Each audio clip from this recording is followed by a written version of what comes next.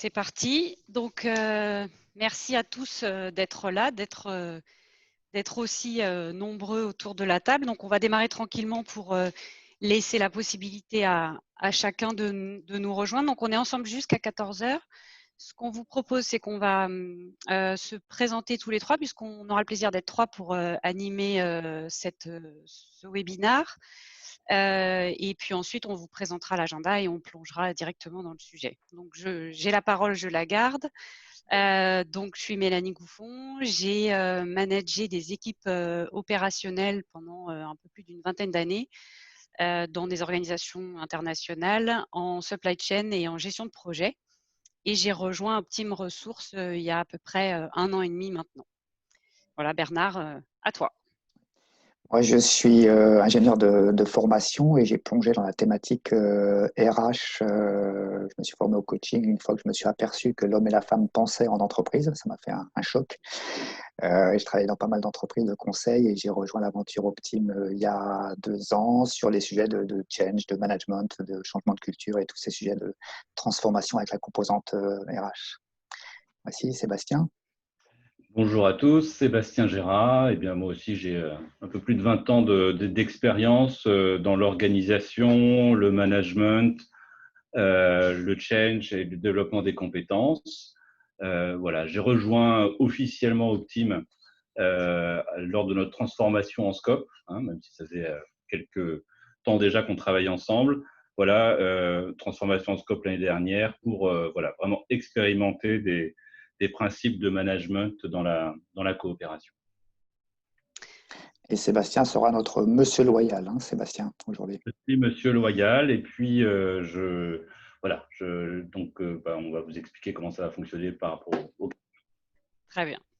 Merci Sébastien, merci Bernard. Donc, le programme du jour, on va se dire pourquoi en fait on aborde ce sujet-là aujourd'hui, pourquoi c'est spécifique à notre contexte post-confinement, et on illustrera la façon dont nous on l'a traité à travers 2 retours d'expérience très concrets dans 2 entreprises. Parmi, en fait, on a choisi de focuser parmi les différentes missions qu'on a fait ces derniers temps, vraiment sur 2 expériences. Et puis, on aura à chaque fois des temps d'échange avec vous et on va vous expliquer de quelle manière on pourra échanger ensemble. Alors, avant qu'on passe à la suite, on voudrait vous préciser, est-ce qu'on peut juste revenir on voudrait juste vous préciser que ce webinaire est enregistré. On le mettra probablement sur notre site. Donc, si jamais certains d'entre vous ne souhaitent pas être identifiés ou apparaître, ce qu'on vous propose, c'est de couper la caméra, de changer votre nom. Voilà, si jamais c'est quelque chose que vous ne souhaitez pas faire, sachez que vous avez la possibilité dans Zoom de ne pas vous identifier. Alors, pour qu'on teste un peu l'aspect interactivité qui nous semble important, que vous puissiez poser des questions, on vous propose en live un petit sondage. Donc, en fait, vous nous avez rejoint par Zoom et il y a 2 solutions. Soit vous êtes connecté sur l'application et vous allez voir apparaître le sondage par Bernard. Donc, vous allez pouvoir cocher plusieurs réponses. Qu'est-ce qui fait que vous êtes là ? Avec donc les réponses qui sont mentionnées sur l'écran. Et si jamais, pour ceux qui ne voient pas le sondage, ce qu'on vous propose, c'est que vous nous mettiez un petit mot dans le chat pour nous dire quelle est votre humeur du jour et d'où vous nous contactez, de quelle ville vous nous contactez, de quel pays. Voilà, ça nous permettra de tester un peu cette interactivité. Et pour ceux qui répondent au sondage, si vous le souhaitez, que vous voulez vraiment être dans l'interactivité aujourd'hui, vous pouvez aussi nous mettre un mot dans le chat. Il n'y a pas d'interdiction. Voilà, on se laisse quelques instants pour faire ça. Et puis Bernard nous donnera les réponses en direct. Absolument, on a déjà 62% de votants. On va se laisser encore quelques secondes. Le vote est assez simple et puis je vous laisserai découvrir les résultats et Mélanie nous dira 2 mots et puis on plongera dans notre sujet. on a 70% de votants. Va-t-on battre les records des élections présidentielles à 80-85%, mesdames, messieurs?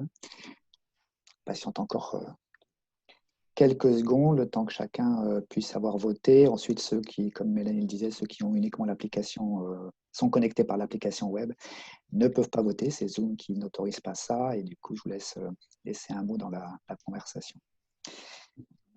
80%, on va dire 3, 2, 1. Voici, j'arrête le sondage et j'affiche les résultats. Donc, pour ceux qui sont connectés en Zoom, vous allez voir les résultats. Pour ceux qui sont en application web, Mélanie va vous les partager oralement. Les voici. Alors, le sujet vous intéresse, donc c'est plutôt une bonne nouvelle. Hein. C'est la raison pour laquelle vous êtes venu à 82%, donc ça, c'est quand même une bonne nouvelle. Et le sujet vous intrigue à 11%, donc, et vous avez des situations concrètes pour 21% d'entre vous. Donc, ça, c'est bien et on espère que vous pourrez vous y retrouver à la fin de ce webinaire. Vous êtes à 40% venus pour Bernard, Sébastien ou pour Mélanie. Donc, écoutez, on est très flattés et on espère que vous serez également contents. Et le café, où est-ce que vous le trouvez? Écoutez, malheureusement, on a l'habitude d'offrir dans nos événements présentiels, on vous offre le café, les croissants. Et là, on ne peut que vous dire une chose, c'est qu'il va falloir que vous le fassiez dans votre propre cuisine, bureau, etc. Mais en restant connecté pour continuer à nous écouter. Pour Voilà. les réponses qu'on a en conversation, on a beaucoup de sujets. Le sujet m'intéresse, hein, donc c'est conforme. Voilà, on a des Lyonnais, Anne-Rachel de Genève, bienvenue. Voilà, des Lyonnais, des gens de Oulin aussi, très, très, très belle ville à côté de Lyon. Super. Eh bien, écoutez, je vous propose qu'on rentre dans le vif du sujet, puisque tout le monde est fort intéressé et en attente sur ce sujet. Donc, Bernard, à toi. Ouais, un premier regard effectivement sur le sujet, qu'est-ce qui fait qu'on est là autour de la table et on va mixer des échanges de convictions et de croyances et de perceptions de terrain aussi, et puis des outils concrets. C'est aussi ça qu'on voudrait partager. Le premier regard, c'est cette notion d'engagement qui paraît fondamentale évidemment, et avec une conviction qui est que l'engagement d'aujourd'hui n'est plus le même que celui de janvier. On ne parle pas de plus d'engagement, de moins d'engagement, mais on parle fondamentalement d'engagement différent en fait. Ça, c'est vraiment un point important. Qu'est-ce qui mène à ça? Voilà, toute une série d'explications qu'on a là sur l'écran, et on le vit tous les uns et les autres à titre individuel ou à titre professionnel, pour soi-même ou pour son environnement, pareil, personnel ou professionnel. Je zoomerai sur un ou deux points, juste ces notions effectivement de 3 mois, en fait, où il y a vraiment eu une sorte de coupure, y compris pour l'ensemble des personnes qui ont continué à travailler, hein, puisqu'une partie d'entre nous, y compris là autour de la table, ont continué à travailler en présentiel. Pour autant, une période très particulière de 3 mois et qui a amené à bousculer les habitudes, gérer la crise, en même temps apprendre, faire les choses autrement. Et là, la logique du déconfinement va aussi et continue de réinterroger aussi un certain nombre de choses. Donc, une sorte de temps particulier, 3 mois.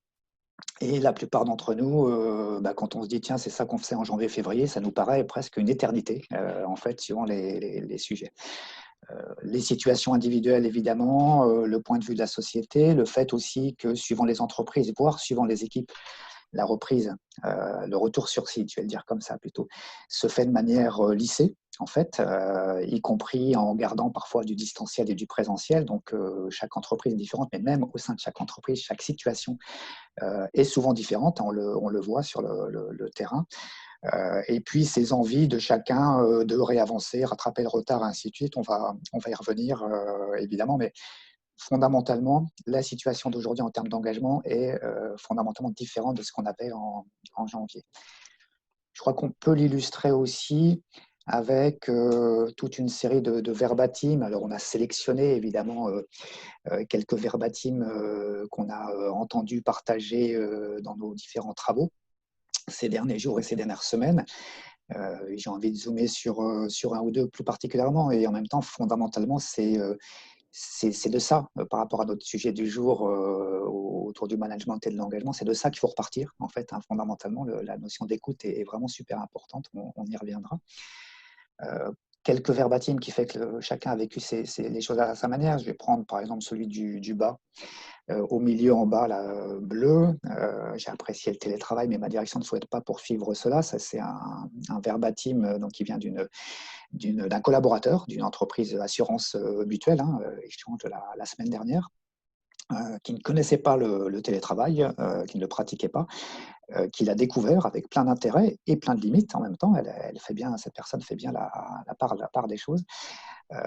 Par contre, le constat qu'elle fait, c'est que la direction qui a massivement basculé aussi, hein, évidemment l'ensemble de l'organisation a basculé en mode télétravail, ne souhaite pas poursuivre ça, et du coup la consigne c'est de revenir sur l'ensemble des sites d'ici le 5 juillet. En fait, chacun aura repris physiquement son poste, et elle navigue entre une nécessité dans l'activité et une compréhension évidemment de ce choix de la direction et un respect par rapport à ça, et une envie de pouvoir quand même s'appuyer sur les bienfaits, en tout cas elle le dit comme ça, sur une partie des bienfaits du télétravail. Donc voilà, témoignage particulier d'une personne comme ça. Donc je pense que dans la même entreprise, et d'ailleurs c'était le cas, on a d'autres témoignages complémentaires qui fait que chacun a une vision différente.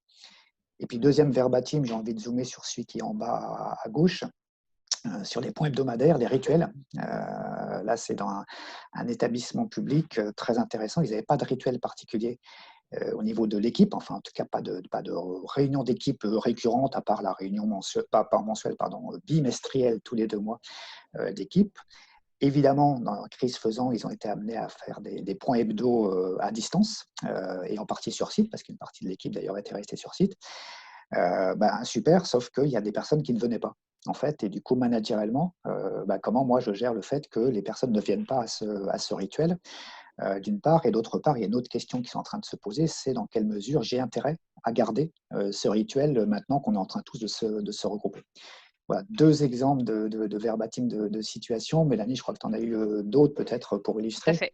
Oui, alors moi je vais illustrer le post-it qui est au milieu là, en vert, sur la notion d'équité, hein. Donc c'est des verbatims que j'ai entendus chez un client qui est dans l'agroalimentaire, dans un site de production où donc l'agroalimentaire a tourné de façon assez intense, avec les équipes qui étaient présentes. Et puis, il y avait des gens qui forcément n'ont pas pu venir travailler parce qu'ils étaient soit en arrêt maladie pour cause d'ALD ou en garde d'enfants.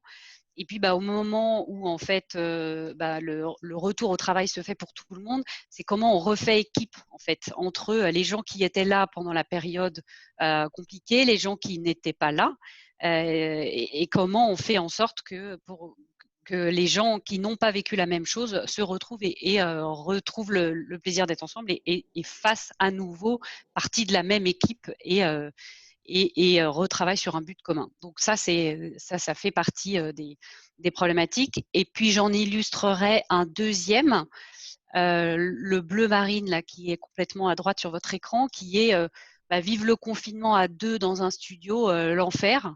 Donc c'est plus généralement, et ça je l'ai entendu chez plusieurs clients. Alors c'est le sujet de vivre à 2 ou au contraire l'isolement, c'est-à-dire des clients qui ont eu des salariés qui ont vécu des situations assez difficiles et assez quasiment traumatisantes dans la période de confinement, ce qui a eu un impact relativement fort sur leur motivation, leur capacité à travailler pendant cette période de confinement, et comment on fait pour prendre ça en compte et faire en sorte que le retour au travail et comment on intègre ça dans cette reprise à partir de maintenant. Voilà, donc vraiment, c'est tous ces verbatims, hein, ils illustrent un certain nombre de choses, et donc on a essayé de synthétiser en fait quelles étaient en gros à travers une grille de lecture les grandes préoccupations que finalement nous allons tous avoir, nous, en tant qu'individus, et qui peuvent être une première grille de lecture pour les collaborateurs. Sachant que, évidemment, chaque personne va mettre le curseur de façon plus ou moins importante sur chacun de ces items. On va pas tous, n'ayant pas tous la même perception sur chaque item, on n'accorde pas tous la même importance à chacun de ces items. Donc, on l'a dit, la manière dont on a vécu le confinement, parce qu'à titre matériel, on n'a pas tous eu le même confinement, à titre personnel, son rapport à la liberté n'a pas été entamé de la même manière. Le Covid est encore là, mon rapport à la santé n'est pas le même que celui de mon collègue, parce que je n'ai pas été touchée de la même manière aussi moi-même et chez mes proches. À quel point je suis touchée par le changement de mes pratiques professionnelles, l'adaptation de mon poste de travail, le mix présentiel-télétravail, le fait qu'on supprime les lieux de convivialité, ça c'est un point important qui change aussi le rapport au travail, et le fait que parfois dans certaines entreprises, on ait des équipes A, équipe B. Est-ce que j'ai bien mes collègues qui sont là en même temps que moi ou pas, hein. La notion d'équité de la période de confinement, on en a parlé, on l'a illustré, hein, et notamment le fait d'avoir été à distance, ça favorise les représentations mentales et ça accentue les tensions. Donc cette notion d'équité, elle prend d'autant plus d'importance de pouvoir mettre des mots sur est-ce qu'on a tous été traités de façon équitable, hein, parce que moi j'ai toujours l'impression que Bernard il est mieux traité que moi concrètement dans cette organisation. Et puis l'avenir, hein, la notion de l'avenir, voilà, pro, perso, mon poste, mon entreprise, le monde, le jour d'après, comment ça va se passer. Voilà, donc c'est vraiment l'idée de se dire, c'est une première grille de lecture pour le manager, et donc, du coup, comment est-ce qu'il va pouvoir se servir de ça. Bernard? Oui, absolument. L'idée, Mélanie, juste parfois ton micro, il y a quelques syllabes qui sautent, c'est un grave, mais il faut juste l'ajuster. Très bien. Et effectivement, quand on continue à plonger, à regarder, et là on va commencer à rentrer dans le premier retour d'expérience, hein, qui est travaux en cours, c'est un établissement public. On a travaillé avec une direction d'une 150, on est en train de travailler avec une direction de 150 personnes. Et en fait, l'idée fondamentale, on l'a mis dans le titre, c'est l'engagement, il est encore là. Donc ça, c'est quand même la bonne nouvelle, même avec tous les paramètres qu'on vient de partager avant.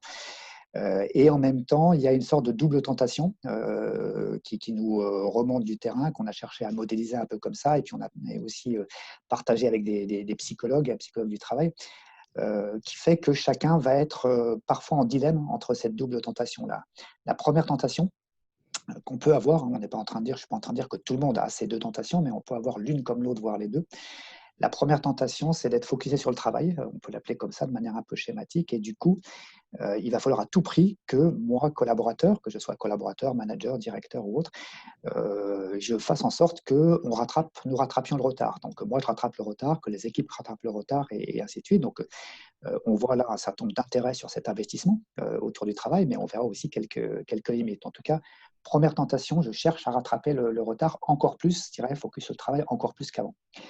Deuxième tentation, où on va avoir la tentation là d'être focus sur le lien, en fait, sur vraiment l'envie de raconter, d'écouter, de partager ce qu'on a vécu les uns et les autres, qu'on a été à distance, pas à distance, en travail, en télétravail, en activité partielle, en garde d'enfants aussi, hein, problématique évidemment éminente, importante.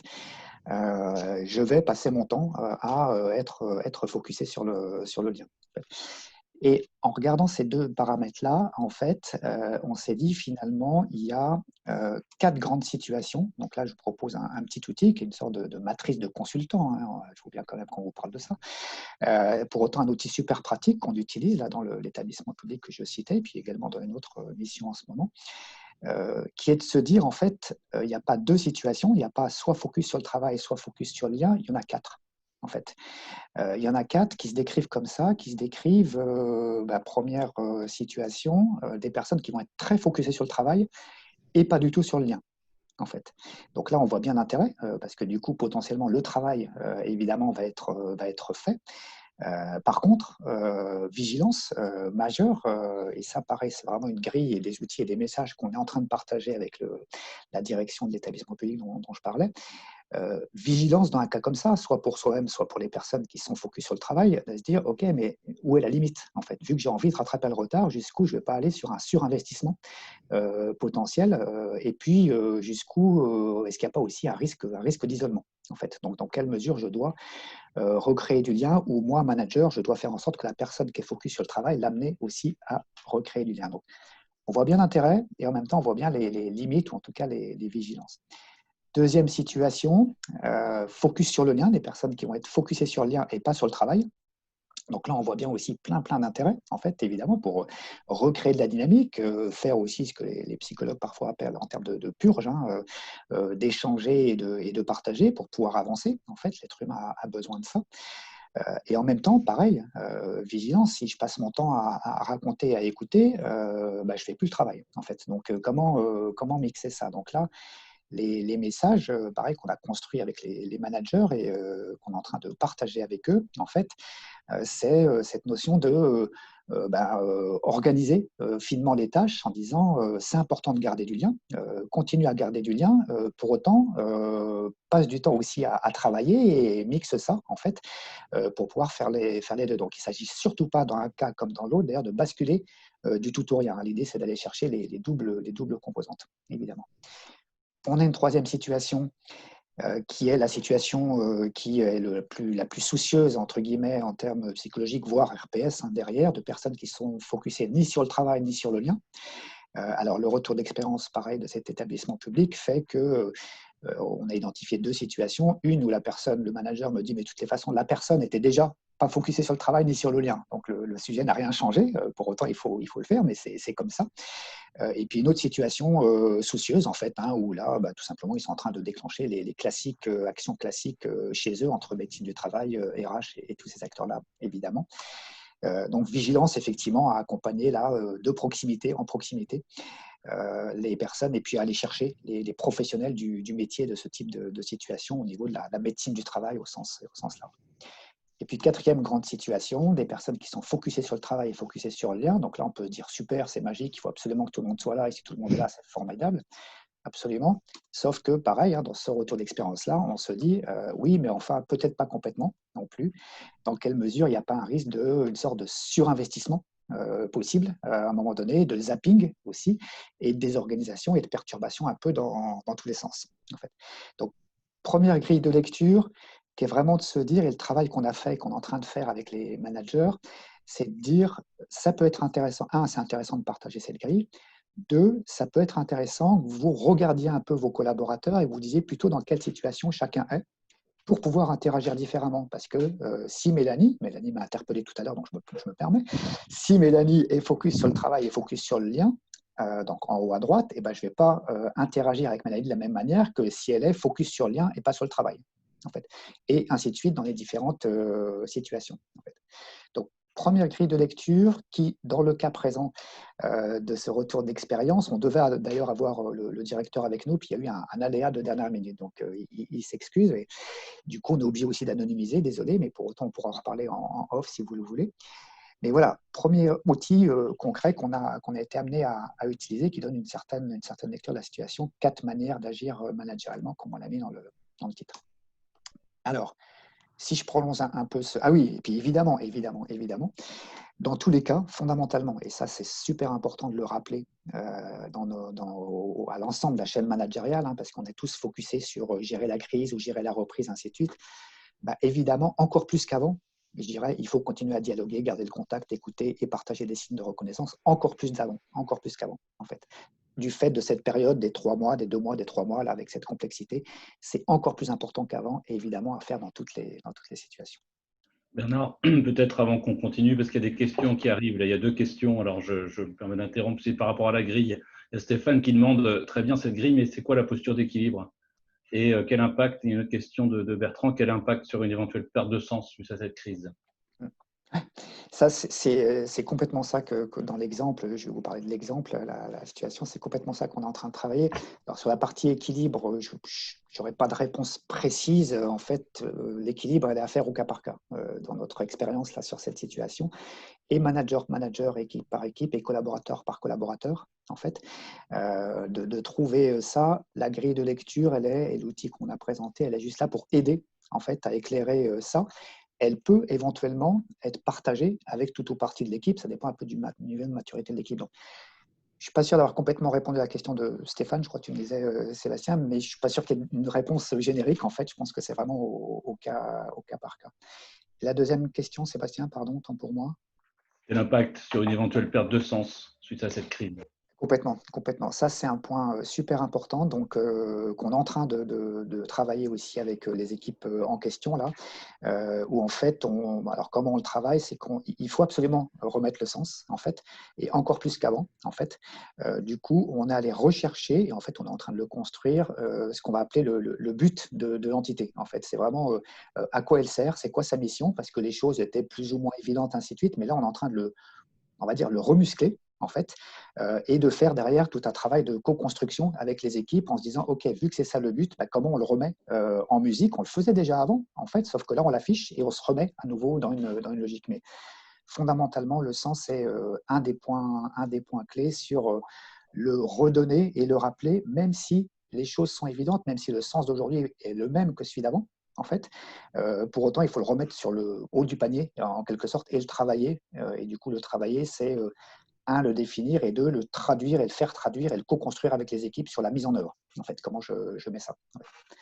Voilà un éclairage. Évidemment, nos réponses sont un peu rapides. On pourra en rediscuter dans l'échange là, et puis si besoin en privé par ailleurs. En fait. On a sous les yeux quelques mots sur ce retour d'expérience que j'évoquais.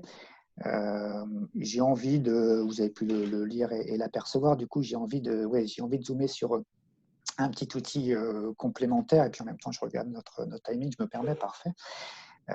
On a fait dans ce retour d'expérience donc aussi la première étape là en haut à droite, un interview dialogue avec chaque manager et qui a été extrêmement apprécié en fait. Donc là on voulait aussi vous le proposer. Celui-ci on l'a vu, voilà, qui est ici. En fait, on a pris le temps, ou plutôt les managers ont pris le temps, chaque manager a pris le temps, ils sont une dizaine, chacun d'avoir 1 heure en fait avec nous. Il se trouve que c'était avec nous, ça aurait pu être avec le directeur, on pourra en reparler. Discussion libre, sans autre intention que de pouvoir avoir pour le manager cet espace d'échange, en fait, sur son propre vécu. Hier, qu'est-ce que je retiens, qu'est-ce qui m'a été, qu'est-ce qui ne m'a pas été, où est-ce que j'en suis aujourd'hui par rapport à cette notion de venir ou revenir sur site, et mes espoirs et mes craintes, et demain, qu'est-ce que j'ai envie de faire avec l'équipe. L'outil extrêmement simple, hein, sur une page, préparé en amont par chacun des managers. Nous, on a eu 1 heure d'échange avec chacun.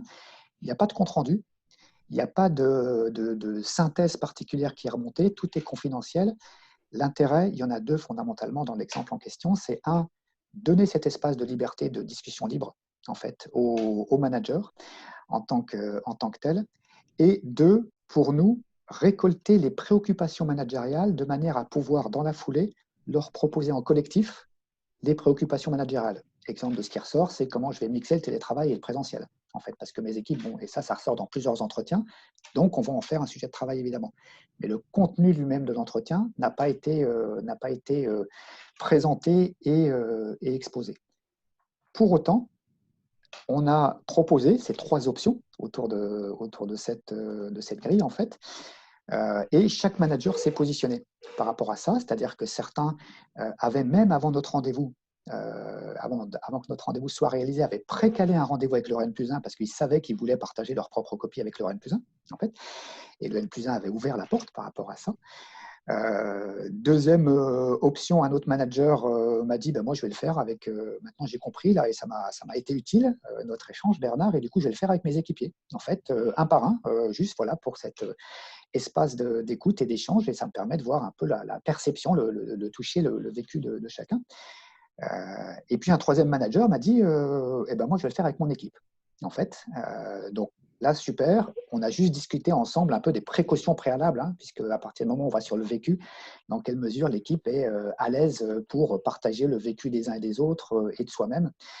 Et là, en l'occurrence, sur le cas précis de Benoît, effectivement, c'était assez percutant parce que son équipe a cette maturité, cette liberté de parole. En fait.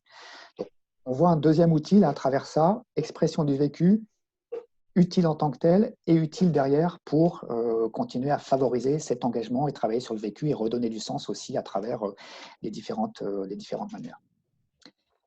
Voilà, je crois qu'on voulait vous partager, pardon, hop, autant pour moi, voilà, je reviens là. Voilà, sur ce premier retour d'expérience qui mixe un peu des grands principes, ce qu'on voit, ce qu'on perçoit, des verbatims, et puis en même temps du concret, quelques outils qu'on voulait partager. Petit break peut-être avant le deuxième retour d'expérience que Mélanie nous présentera, Sébastien. Oui, on a des questions sur la conversation de groupe et puis des questions qu'on reçoit en privé. Sur la conversation de groupe, il y a Antoine qui pose la question. Est-ce que vous l'avez rencontré, cette situation? Quelle préconisation pour remettre à bord ceux qui ont complètement coupé les ponts? Alors, je suis embêté avec ces questions parce que, pareil, la question, enfin, de notre point de vue, elle est vraiment au cas par cas. En fait, et en même temps, c'est une très bonne question. En fait, donc là, on va s'appuyer à la fois sur ce qu'on vient de voir, et puis j'ai un exemple dans une autre entreprise, dans l'industrie où on a un cas comme ça. Là, on est allé, je vais vous parler outils d'abord, on est allé s'appuyer sur des grilles de management qui s'appellent le management situationnel, c'est-à-dire en quoi la personne est compétente et motivée pour faire le job, en fait, et qui amène des clés de lecture pour ceux qui ont pu explorer ça différemment. Donc, si la personne, du coup, est un peu hors du système, entre guillemets, donc très moindre motivation, on va être face à deux situations, soit elle a la compétence, elle est très démotivée et la compétence, donc on va aller chercher effectivement cette motivation plutôt dans une logique de co-construction et de cadrage et de pilotage relativement fort, mais logique de co-construction. Je ne vais surtout pas lui apprendre son job parce qu'elle sait le faire, mais je vais plutôt dire de quoi tu as besoin pour pouvoir avancer, comment est-ce qu'on peut avancer ensemble, comment tu peux réinvestir tel sujet ou refaire le lien avec telle équipe, j'ai envie de construire le plan d'action avec toi, des éléments comme ça. Deuxième hypothèse, une autre personne, toujours pas motivée ou un peu à côté du sujet, et on peut le comprendre, et n'a pas la compétence. Donc là, il va falloir mixer ce qu'on a dit juste avant, plus la technicité de voilà comment est-ce qu'il faut faire ABCD. En fait. En même temps, et je fais le lien avec ce qu'on a vu juste avant, je fais l'hypothèse que l'entretien, le dialogue avec le hier, aujourd'hui, demain, peut être aussi une très bonne clé pour initier la démarche sur je vois que tu n'es pas complètement dans le système, l'équipe et ainsi de suite. Pour moi, c'est important que tu y sois. Et du coup, j'aurais besoin qu'on passe une heure un petit peu, que tu partages ton vécu. En fait. Une analyse ensemble. Il y a encore deux questions, Bernard. Une question de Anne sur quel rôle des RH dans cet accompagnement managérial? Alors, dans Fondamental, bien sûr, dans l'exemple en question, donc on a co-construit avec des acteurs RH le dispositif, avec les managers et avec le directeur, en fait. Donc, ils étaient partie prenante. Ça me paraît fondamental, vu le sujet. Et fondamentalement aussi, ils sont en appui, en fait, parce que ça va générer les questions de la personne qui est un peu perdue. À un moment donné, c'est peut-être plus aux experts de la fonction RH de traiter, entre guillemets, permettez-moi les mots un petit peu crus parfois, là, en direct, de traiter ces situations et d'avancer. On va avoir aussi, on l'a eu dans d'autres cas, des besoins de mobilité, en fait. C'est-à-dire que la personne ne se trouvait pas forcément super bien dans son poste avant, mais ça le faisait. Là, après 3 mois, c'est beaucoup plus compliqué. Du coup, potentiellement, il va falloir aller vers une mobilité. Donc, de mon point de vue, dans l'exemple en question de l'établissement public, ils étaient en co-construction et en appui. Et je pense que c'est très certainement la bonne solution. En animation, j'avais promis une dernière question, on va dire qu'il y en aura deux. Tu vas être synthétique. Est-ce qu'on voit une différence de besoin entre les fonctions opérationnelles et les fonctions dites support? Nous, on n'en voit pas. Enfin, de manière générique comme ça, on n'en voit pas. On en voit en spécificité de l'entreprise par rapport à la manière dont ils ont organisé ça, en fait. Parce que certains ont été en télétravail, d'autres en chômage partiel, d'autres en garde d'enfants, d'autres sur site, ainsi de suite. C'est plus ça les paramètres. Ouais, le métier, finalement, n'est pas forcément le paramètre premier, c'est plutôt les conditions sur ces 3 mois. Je dirais ça comme ça. Ouais. Et une dernière question de Laure. Quel levier a le manager de proximité lorsque le haut management a une approche purement administrative et statistique et que ça se ressent? Ouais, très bonne question, très bonne question. Alors, là, il faudrait une conversation privée pour creuser le sujet. On va arriver avec ces outils de management pour du management de proximité, effectivement, même s'il n'y a pas. Ouais. En même temps, alors, du coup, je réfléchis, et l'exemple que je vous ai cité, et du coup, vu que je n'ai pas cité l'entreprise, je peux me permettre, il y a une sorte de déphasage entre la direction avec qui on a travaillé et le top management, en fait, hein, où le top management est plutôt focusé sur business, activité, business, activité. On peut quand même faire des choses localement, en fait. L'exemple le prouve, quoi. Ouais. Voilà. Eh ben, je propose il y a d'autres questions qui arrivent, mais on va devoir enchaîner. On reviendra vers vous pour les aborder. Mélanie, du coup, deuxième retour Oui, d'expérience. très bien, merci.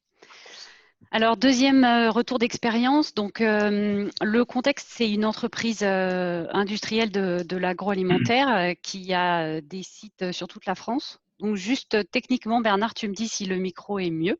Absolument. Ok, parfait. Désolée pour les problèmes.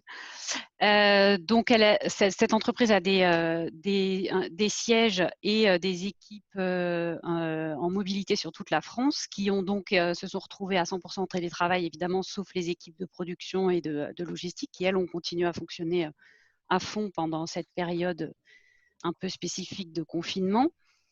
Elle a mis en place un accompagnement important au niveau individuel avec de l'ergonomie, de l'écoute, des coachs, des psychologues, etc.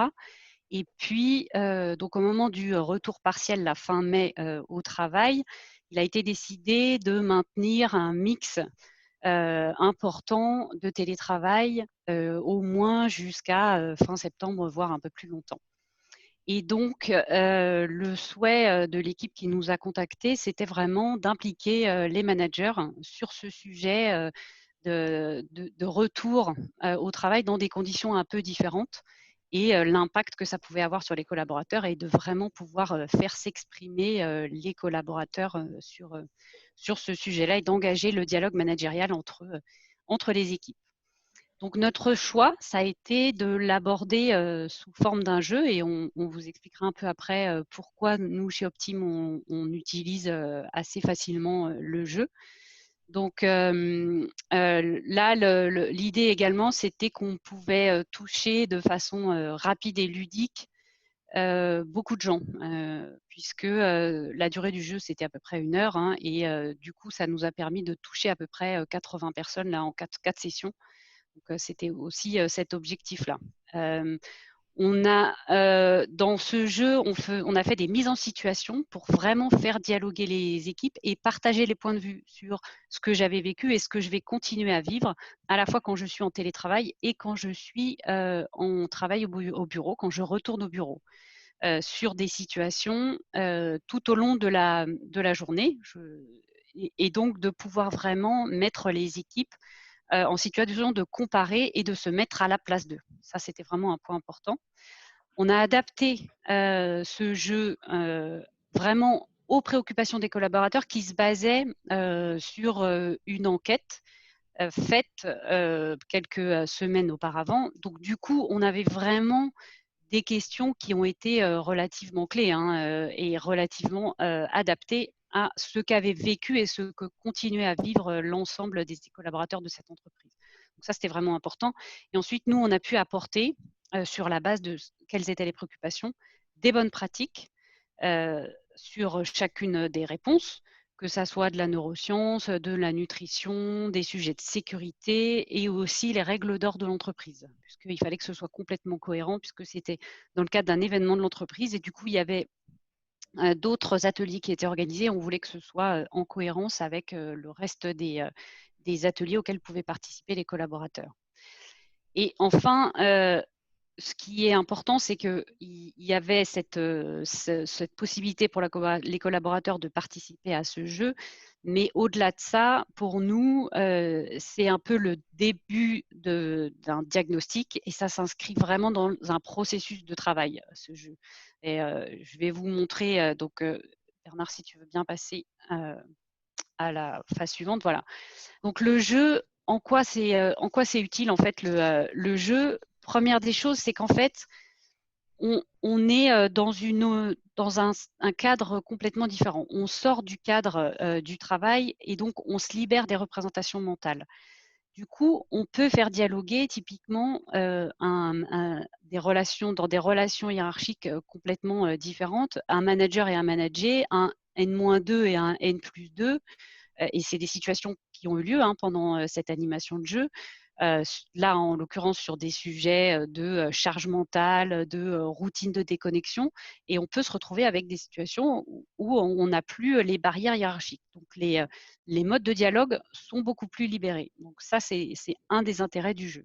Le deuxième, c'est qu'on mobilise des formes d'intelligence différentes, toutes formes d'intelligence, et du coup, on retient plus facilement que uniquement quand on est sur une forme d'intelligence extrêmement, on va dire, intellectuelle. Donc ça, c'est un des deuxièmes intérêts du jeu. Et ensuite, la mise en situation, le fait d'apprendre par l'erreur fait que voilà, on sort du top-down et du coup, on est beaucoup plus actif. Donc, c'est un des ressorts un de l'intérêt du jeu. Donc, si vous voulez, Bernard, si tu veux bien passer au slide d'après. Voilà, donc les principes du jeu qu'on a conçu, donc c'était des équipes de 3 joueurs avec un parcours télétravail, un parcours sur site. Il y avait à la fois de la coopération et à la fois du challenge parce qu'il ne fallait pas non plus que ce soit 100% de la compétition. Et puis avec des questions, ce qu'on a appelé à tout risque, c'est-à-dire que les gens devaient répondre en équipe, et puis des questions de dialogue, c'est-à-dire qu'il fallait que les gens entre équipes puissent s'interroger et construire un dialogue, notamment des dialogues managériaux. On avait des apports, on en a parlé. Et enfin, à la fin du jeu, au bout d'1 heure, 1 heure et quart, on a sollicité chaque participant sur qu'est-ce qu'ils retenaient de ce jeu, qu'est-ce qu'ils avaient envie de garder pour eux. Encore une fois, c'était vraiment dans un objectif de quel est le bilan qu'ils font pour eux sur ce jeu, pour faire en sorte que ce soit vraiment le début d'un travail managérial avec l'équipe managériale. Et pour nous, c'est vraiment important que ça s'inclue, ce jeu-là, dans une démarche avec l'équipe managériale pour se dire, OK, avec ce jeu-là, on pose un diagnostic et on peut commencer un travail sur qu'est-ce que les gens, là sur ce sujet télétravail, mix entre télétravail et présentiel, qu'est-ce que les gens ont envie de travailler et comment on construit la suite avec l'équipe de management. Voilà, donc beaucoup de retours positifs sur la pratique de ce jeu, de par le ressort du jeu et de par vraiment les apports et le côté extrêmement libéré des séquences. Je crois que nous sommes arrivés à la partie questions-réponses sur cette deuxième apport. Ouais, je me permets juste avant Sébastien, oui. Effectivement, et ce jeu, on est en train également de le décliner dans une autre entreprise où on a repris ces principes-là, en fait, oui. Et de complètement les adapter à la situation et au sens, puisqu'il y a la question du sens qui est ressortie. C'était quoi le sens? Là, tu nous l'as donné. Dans une autre entreprise, on va reprendre le jeu avec un autre sens et on est en train de travailler là-dessus. Donc, c'est aussi déclinable dans plein de situations intéressantes. Oui, tout à fait. Et ce que je voudrais quand même mentionner, c'est que l'intérêt de ce jeu, c'est qu'on a tout fait à distance. C'est-à-dire qu'on avait vraiment conçu le jeu. Habituellement, c'est un jeu, on a beaucoup de jeux chez Optime en fait. On mobilise énormément les équipes et l'apprentissage par le jeu. Donc, on a des jeux sur la sécurité, on a des jeux sur l'excellence opérationnelle, sur la relation manager-manager, qu'on anime habituellement en présentiel. Et là, ce jeu, on l'a conçu pour être animé à distance. Donc, on avait 6 personnes qui étaient connectées, les animateurs qui étaient connectés, et ce qui a vraiment permis de l'adapter au contexte, justement, avec des gens au bureau et des gens au télétravail. Donc, on était vraiment complètement contextualisé à l'entreprise et au fait que les gens n'étaient pas tous situés au même endroit, ce qui a permis de faire se rencontrer des gens qui ne s'étaient jamais rencontrés dans le cadre du travail. Voilà. Une double question de Pascal. C'est dommage qu'on ne voit pas la maquette du jeu en vrai. Et est-ce qu'on pourrait avoir un ou deux exemples de questions concrètes posées par ce jeu? Alors, c'est dommage qu'on ne voit pas la maquette du jeu en vrai. Oui, ce qui nous semblait intéressant, c'était le ressort du jeu, quelles sont les règles et qu'est-ce qui était important de partager et comment ça s'inscrivait en fait dans le processus global. Après la maquette, on pourra la partager lors de différents rendez-vous entre nous. Honnêtement, ce qui est important, c'est qu'après, la maquette, elle est relativement simple, mais ce qui est important, c'est qu'elle se customise à chaque contexte de l'entreprise. Donc après, si pour la deuxième question, quelques exemples. Par exemple, une des questions, c'était quels sont les rituels de déconnexion que vous pouvez mettre en place en télétravail. Quels sont les facteurs de perturbation de la concentration que vous connaissez.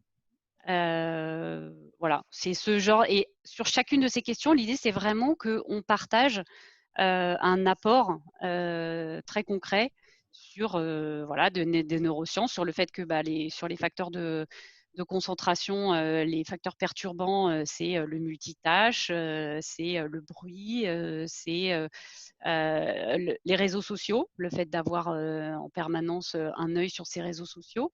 Voilà, c'est les rituels de déconnexion, par exemple, dans l'entreprise, ils avaient défini et proposé à leurs collaborateurs des rituels de déconnexion du type changer de pièce, changer de vêtements, etc. Donc, on s'était vraiment calé avec l'entreprise sur voilà les messages qu'on souhaite qu'ils passent dans le, euh, dans le, euh, dans le jeu.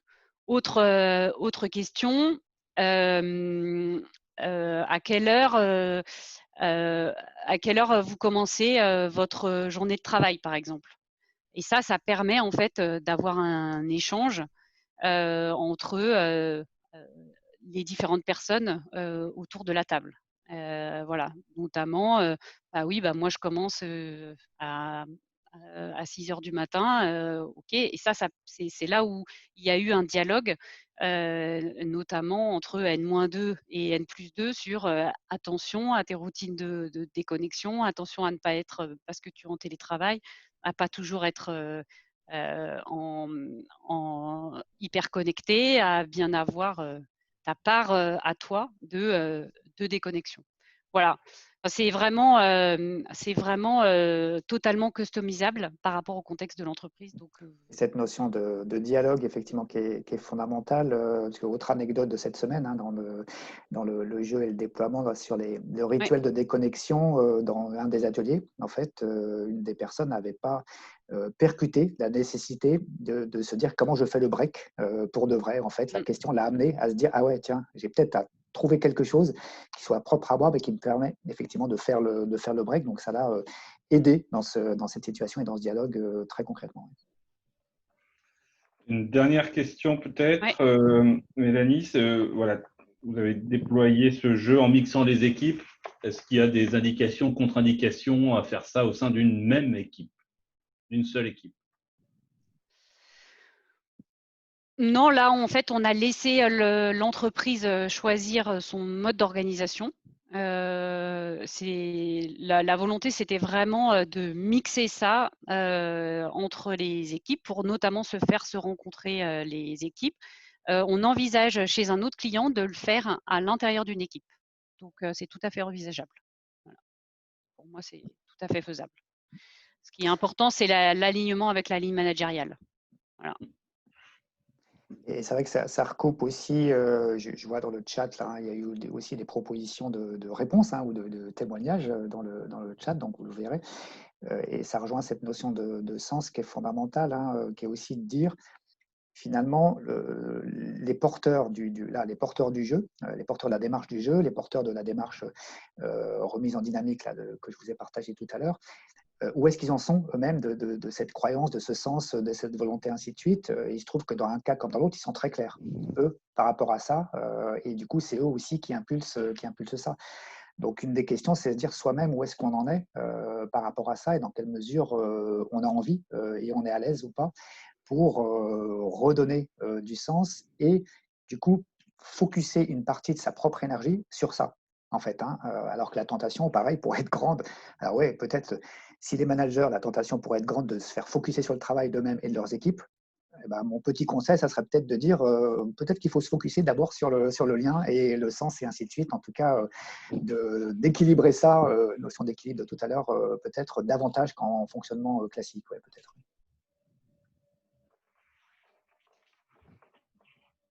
Eh bien, Sébastien, je pense plus de questions?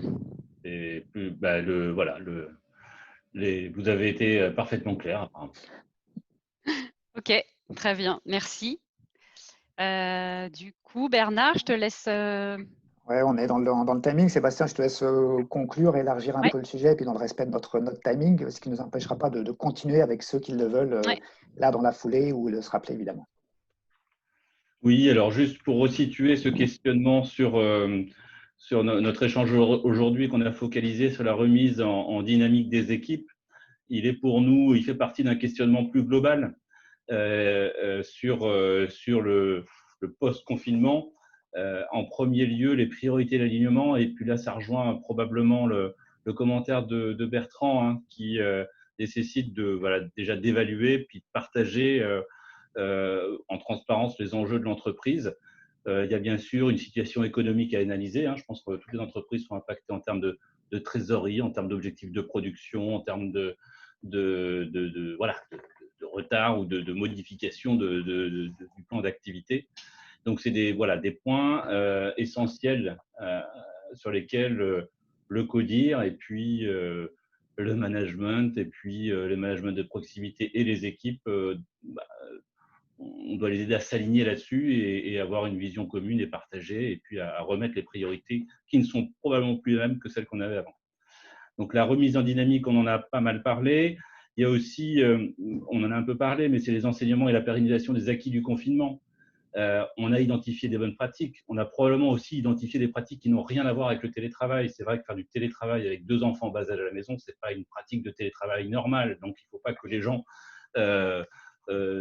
gardent uniquement cette expérience-là en termes de télétravail. Donc, voilà, qu'est-ce qu'on peut retenir, qu'est-ce qu'on peut améliorer, et comment éviter effectivement de ne pas trop lancer de projet, de faire le multitasking. Et puis, dernier point qui pour nous aussi est important, sans vouloir être alarmiste, mais est-ce qu'on va avoir une vague 2 ? Est-ce qu'on est prêt ? On espère pour ne jamais la vivre. Mais voilà, est-ce qu'on a un dispositif de gestion de crise ? Est-ce qu'on saura être plus efficace que pour cette première vague ? Est-ce qu'on a un plan de continuité d'activité ? Comment on bascule très rapidement, et ça peut aller avec ce qu'on a vu précédemment. Donc voilà, ce qu'on voulait vous partager, c'est ce questionnement global que nous, on porte, et qui nous semble important d'utiliser pour à la fois tirer toutes les leçons et s'améliorer à partir de cet événement qu'on aurait tous préféré ne pas vivre. Voilà. C'est tout ce que je voulais dire sur ce post-confinement.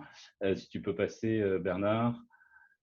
Pour aller plus loin, bien sûr, on fait un peu notre pub, mais on est bien sûr à votre disposition pour aborder vos thématiques qui sont probablement très particulières. Nous, vous savez, chez Optime, on n'aime pas des méthodologies qui s'appliquent à tout, donc tous nos projets sont vraiment adaptés à des contextes spécifiques pour trouver des solutions d'accompagnement. Donc, n'hésitez pas à nous contacter. On est bien sûr heureux de partager nos expériences avec vous. Et puis, pour aller aussi plus loin, on vous fait état qu'il y a des dispositifs, notamment via la Direct.